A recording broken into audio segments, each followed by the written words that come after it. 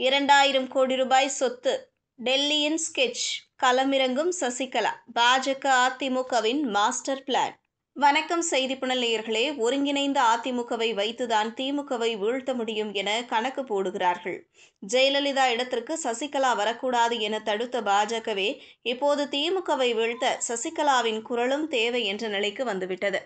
2026 சட்டமன்ற தேர்தல் மு.க.ஸ்டாலின் வேண்டுமா வேண்டாமா என்பதற்கான தேர்தல். இதை நோக்கிய எதிர்க்கட்சிகள் காய்களை நகர்த்தி வருகின்றன. ஆட்சியை கைப்பற்ற அதிமுக பாஜக கூட்டணி பல்வேறு வியூகங்களை வகுத்து வருகிறது. அதில் முக்கியமான ஒன்று சசிகலா. அதிமுகவின் பொதுச் செயலாளராக வேண்டும் என்கிற ஆசை இருந்த சசிகலாவை தனது அரசியல் நகர்வால் ஓரம் கட்டினார் எடப்பாடி பழனிசாமி. ஆனால் சசிகலா சார்ந்த சமூகம் தற்போது வரை அதை ரசிக்கவில்லை. இதற்கு ஒரு முடிவு கட்டும் விதமாக வருகிற 2026 தேர்தலில் அதிமுக பாஜக கூட்டங்களில் சசிகலாவை பிரச்சாரம் செய்ய வைக்கலாம் என்கிற முயற்சிகள் முக்கிய கட்டத்தை எட்டியுள்ளன.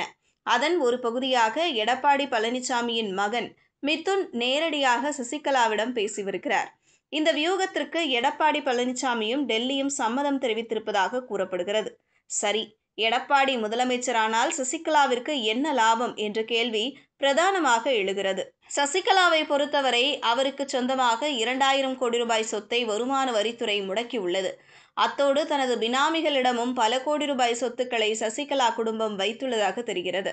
இதையெல்லாம் மீண்டும் திரும்ப பெற வேண்டும் என்றால் அதற்கு அதிகார பலம் தேவை. எனவே தனது சொத்து, தன் மீதான வழக்குகளை முடிவுக்கு கொண்டுவர பாஜகவின் தயவு சசிகலாவுக்கு நிச்சயம் தேவைப்படும். மாநிலத்தில் இருக்கும் பிரச்சனைகளை சமாளிக்க அதிமுக தேவைப்படும். இதனால் அதிமுக பாஜக கூட்டணிக்கு சசிகலாவிற்கு அவசியமாகிறது. சரி, சசிகலாவின் ஆதரவு எடப்பாடிக்கு ஏன் தேவைப்படுகிறது? முதல் விஷயம் முக்குளத்தோர் வாக்குகள். தென் மண்டலங்களில் அசைக்க முடியாத சமுதாயமாக இருக்கிறது முக்குளத்தோர் சமூகம். ஒரு காலத்தில் அதிமுகவின் கோட்டையாக இருந்தது தென்மண்டலம். ஜெயலலிதாவே ஆண்டிப்பட்டியில் போட்டியிட்டதற்கு ஒரு முக்கியமான காரணமும் இதுதான். ஜெயலலிதா தனக்கு அடுத்தபடியாக பன்னீர்செல்வத்தை வைத்திருந்தார் என்பதையும் அந்த சமூகம் இன்று வரை மறக்கவில்லை. எடப்பாடி பழனிசாமி முதலமைச்சராக இருந்த நேரத்தில் வன்னியர்களுக்கு 10.5% உள் இடஒதுக்கீடு கொண்டு வந்தது அந்த சமுதாயத்தை சீற்றம் கொள்ள வைத்தது. இருந்தபோதும் 10.5% வன்னியர் உள் ஒதுக்கீடு கூட எடப்பாடி பழனிசாமிக்கு பலனை தரவில்லை. அதிமுகவின் வன்னியர் சமூக முகமாகவே இருக்கும் சி.வி. சண்முகமே விழுப்புரம் தொகுதியில் தோற்று போனார். 2024 நாடாளுமன்ற தேர்தலில் அதிமுக தென்மண்டல மாவட்டங்களில் ஒரு சில இடங்களில் 3ஆம் இடத்திற்கு தள்ளப்பட்டது. முக்குளத்தோர் சமூக மக்களும் எடப்பாடி பழனிசாமியை எதிரி சக்தியாக பார்க்க தொடங்கினர். இதற்காகத்தான் இந்த சமுதாயத்தைச் சேர்ந்த திருமங்கலம் சட்டமன்ற உறுப்பினர் ஆர்.பி. உதயகுமாரை எதிர்க்கட்சி துணைத் தலைவர் பதவிக்கு கொண்டு வந்தார் எடப்பாடி பழனிசாமி. இருந்தாலும் கூட தென் மாவட்டங்களில் அதிருப்தி குறைந்த பாடில்லை. இதனால்தான் சசிகலாவின் ஆதரவு எடப்பாடிக்கு தேவைப்படுகிறது.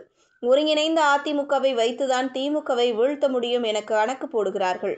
ஜெயலலிதா இடத்திற்கு சசிகலா வரக்கூடாது என தடுத்த பாஜகவே இப்போது திமுகவை வீழ்த்த சசிகலாவின் குரலும் தேவை என்ற நிலைக்கு வந்துவிட்டது.